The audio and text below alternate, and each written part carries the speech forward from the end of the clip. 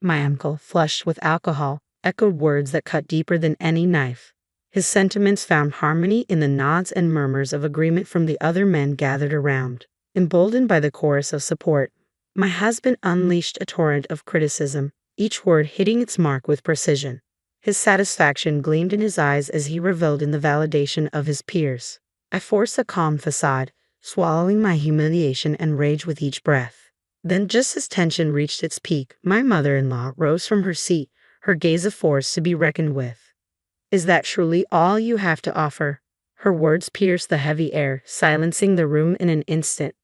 "My name is Emma, and I'm a 40-year-old woman working in a medical office. I met Tom, my husband, a man 4 years my senior, through our shared love of tennis. We've been married for 13 years. Though we both longed for children, fate had other plans, leaving a bittersweet ache between us. My in-laws, who live separately, keep a vigilant eye on us, especially my mother-in-law. Our bond is strong. We often enjoy lunches out and shopping trips together. Losing my mother at a young age made my mother-in-law's presence all the more significant. She embraced me with a mother's love, cherishing me as if I were her own flesh and blood. While our marriage initially thrived, over time, my husband's demeanor shifted. After about a decade, he became increasingly domineering. His once gentle kindness toward me evaporated. Moreover, his workload burgeoned, leading to frequent overtime and business trips. 3 years ago, he was reassigned to a different department, exacerbating our disconnect. He now spends half the week away from home. Upon his sporadic returns, his demands are curt and dismissive. "Dinner," he barks, or "Is the bath ready yet?"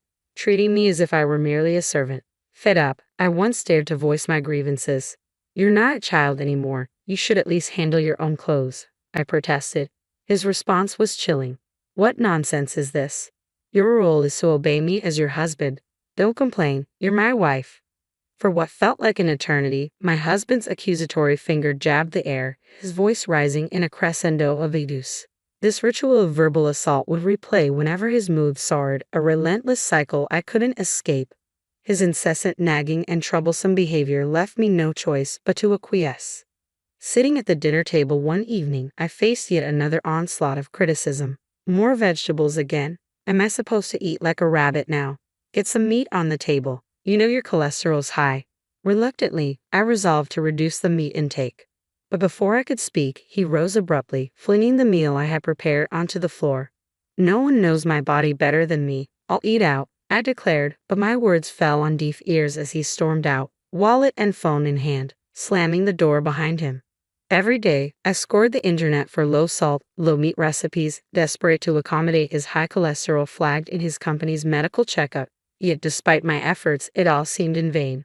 As I stooped to clean up the mess on the floor, a wave of desolation washed over me. 3 hours later, my husband returned, his tune merry, his senses dulled by alcohol. In resignation, I retrieved his coat from where he carelessly flung it, only to catch a whiff of grilled meat mingled with a perfume unfamiliar to me.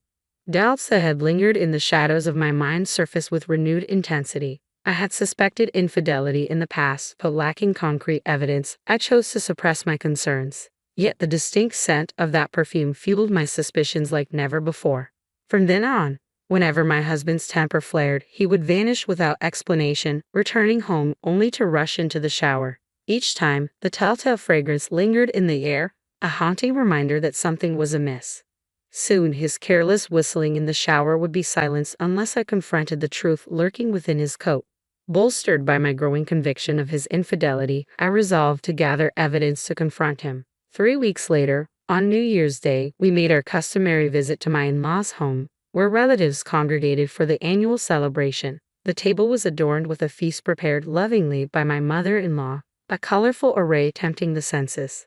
Amid greetings exchanged and well wishes shared, my husband's discontent simmered just beneath the surface. "Don't hold back, Emma. Dig in," my mother-in-law encouraged, to which I gratefully replied. Yet my husband's gaze bored into me with disapproval as I savored the meal, appreciating the effort put forth by his mother. "Where are the chopsticks?" His voice pierced the air, breaking the harmony of the gathering. Hastily, I fetched them from the kitchen, presented them to him, only to be met with another demand. "And the cups?" he queried, his irritation palpable. Shouldn't she anticipate these things without being asked? You need to be more attentive to your surroundings, he chided, his words like barbs aimed at my every move. Despite the presence of our extended family, my husband's verbal assaults persisted. I'm not a mind reader. You have to communicate with me, he insisted, his tone cutting through the festive atmosphere. Suppressing my frustration, I handed him a glass, which he accepted with a charming smile as he sipped the sake poured by our relatives. Would you care for a drink, Emma? My uncle kindly offered, but my husband interjected, she's on chauffeur duty today, dismissing the gesture. Meanwhile, my mother-in-law and the other women toiled away in the kitchen, preparing lunch and attending to the needs of the men. Donning an apron I brought from home, I joined the flurry of activity, working tirelessly alongside them, while my father-in-law and the other men reveled in their merriment, consuming one bottle of sake after another. The sounds of their boisterous laughter filled the air. Expressing her sympathy for our busyness, my mother-in-law interrupted our tasks to offer us a respite, serving steaming cups of tea.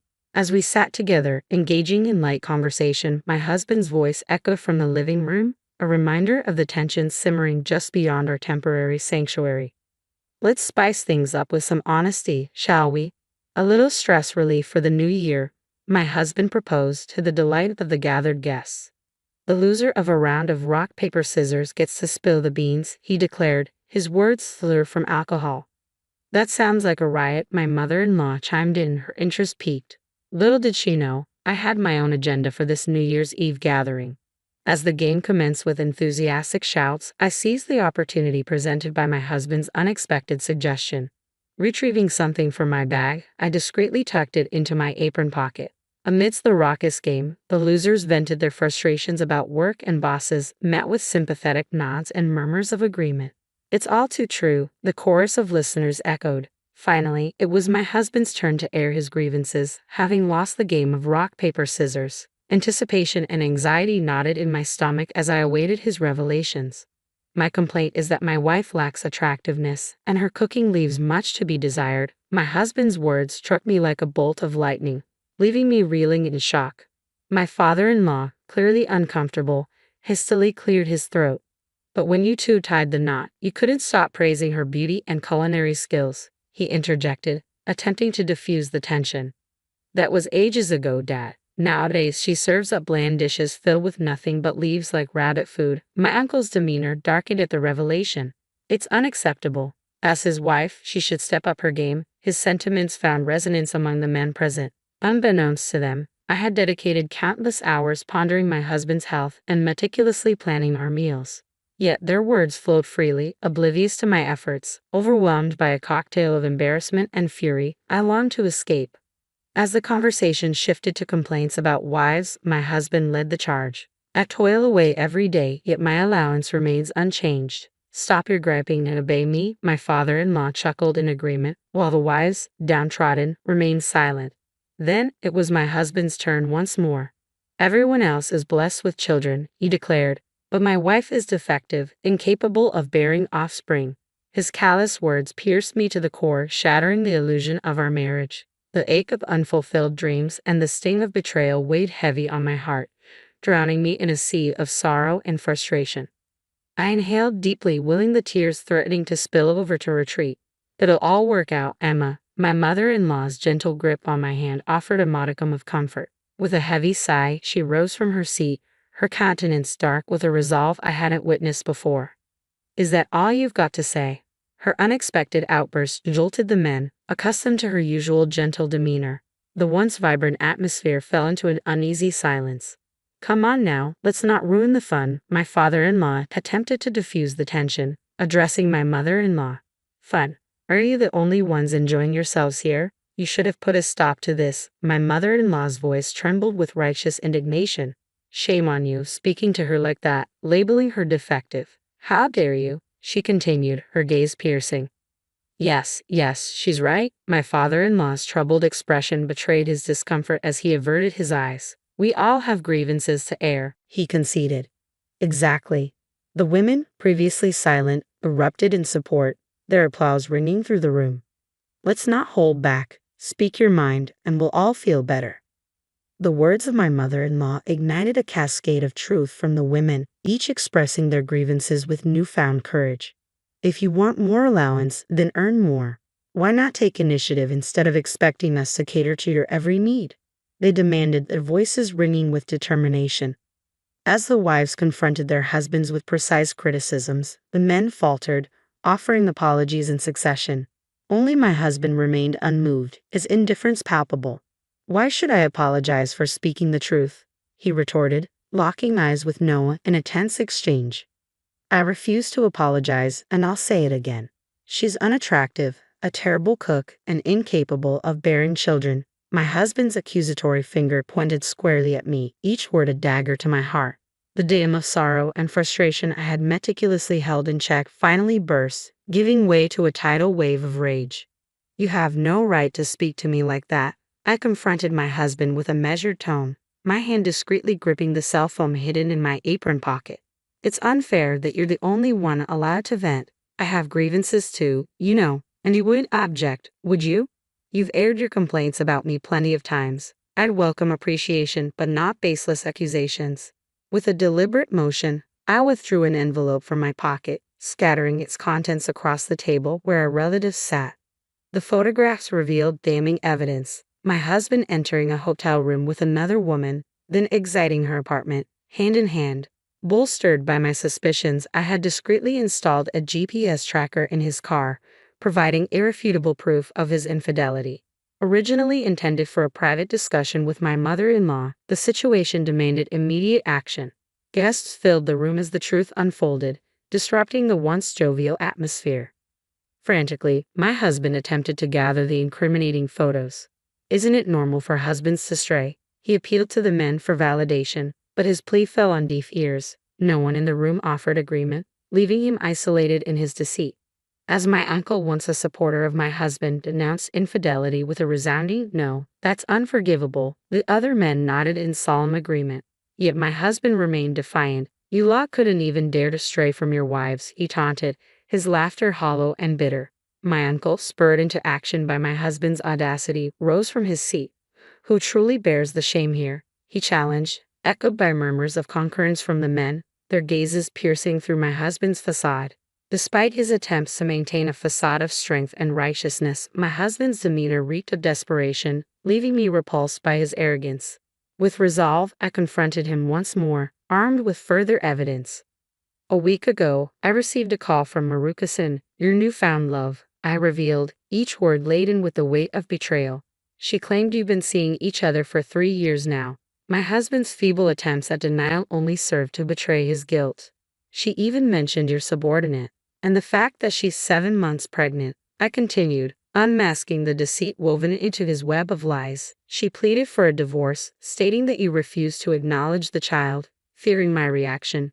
His protests dissolved into stammered excuses as I extracted my phone from my apron pocket, placing it on speaker for all to hear. Maruka-san, did you hear what I just said? I asked, my voice trembling with a mixture of anger and sorrow. Through stifled sobs, her response came quietly but unmistakably. Yes, she confirmed, her words carrying the weight of truth, shattering the illusion my husband had meticulously constructed. In fact, the day before New Year's, I had reached out to the girl, informing her of my intentions to call her the next day. Seeking insight into my husband's true intentions, she had agreed, and thus, I made the call just before confronting him. Overhearing the conversation, she was overcome with tears and fury. He told me to wait until our divorce is finalized, she lamented, her voice trembling with betrayal. I never uttered such words. Surely, as my wife, you understand, don't you? Why would I say such a thing? You're the one who betrayed me, my husband countered, his gaze falling to the ground in shame. I'll never forgive you, she declared before abruptly ending the call, her trust in my husband shattered. Presenting the divorce papers I had prepared, I demanded his signature, only to be met with a storm of fury. Absolutely not. I can't simply sign this on a whim. How dare you, sis? Besides, after all this, you'll owe me 2 million yen in alimony. No, I refuse to divorce you. I simply don't have that kind of money, he protested, his demeanor devolving into childish petulance as he stamped his feet in protest. Witnessing my husband's unprecedented display of immaturity, I nearly chuckled, but remained resolute in my demand for divorce and alimony. Tom, you're not a child. It's shameful, My mother-in-law's frustration with his pitiful behavior was evident as she scolded him with an exasperated expression. You can't just refuse divorce and alimony. Face reality with dignity. I pressed on, my tone unwavering. It's not that simple, Mom. Dad, you understand how I feel, right? My husband appealed, seeking validation. Absolutely not. I can't condone your actions. My father-in-law's response was firm, leaving my husband with little recourse. Reluctantly, he signed the divorce papers and agreed to the alimony, his tears held back only by sheer willpower. Believing this gathering to be the opportune moment to expose my husband's infidelity, I pushed him further. Oh, by the way, I've terminated our lease at the end of the month. One home should suffice for you, shouldn't it? My words were met with applause from the women and deep sighs from the men, and my husband left my in-laws' house, seemingly fleeing from the attention of everyone present. The next day, they filed for divorce at the city office and relocated to a rental apartment I had already arranged. Additionally, I sought 1.5 million yen in alimony from my ex-husband's unfaithful partner. It would have been a harsh blow for the girl, having quit her job upon learning of her pregnancy. But forgiveness was out of the question. After losing his apartment, my ex-husband sought refuge with the girl. Promptly, he acknowledged paternity upon divorce. However, she eventually severed ties, demanding 1.5 million yen per month in child support. Moreover, my ex-husband resigned from his job following the scandal's exposure, making it untenable for him to continue with the company. Left abandoned by his parents and unable to secure a new job, my ex-husband resorted to sleeping in internet cafes and juggling part-time gigs to meet his alimony obligations. Susan, my former mother-in-law, confided in me about his deteriorating health, citing elevated cholesterol levels and the toll his self-indulgent lifestyle had taken since our divorce. Interestingly, Susan and I forged an unexpected friendship post-divorce, growing closer than ever before. Now I find solace in the tranquility of my life, relishing the peace that comes with solitude.